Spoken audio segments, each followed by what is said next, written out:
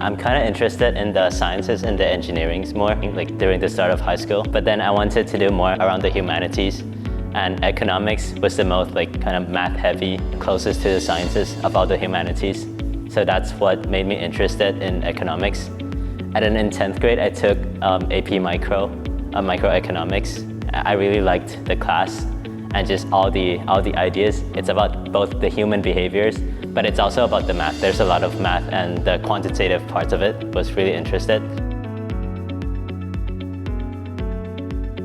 I think the AP was good, but then I wanted to do more of the math-heavy things. I wanted like more exposure to the more complex parts of economics.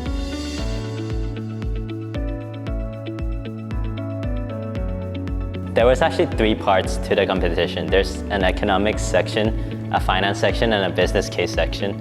And at first, I didn't really know anything about the finance, so I needed to learn a lot of the finances, and that was really challenging.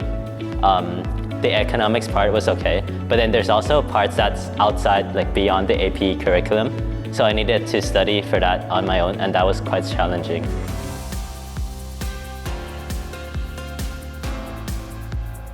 I think one of the biggest things that ISB helped prepare was allowing me to take the AP economics class very early on in 10th grade.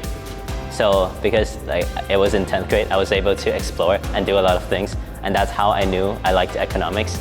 And I really enjoyed that class, which is also why I continued to pursue it, and also give me the knowledge or the backgrounds to do it successfully.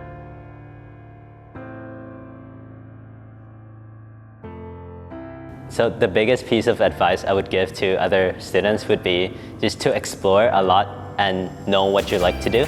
And then if you're sure of what you like to do, then explore further, go outside the curriculum and study on your own.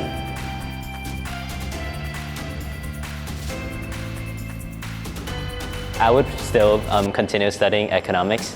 So right now I'm probably more leaning towards like behavioral economics.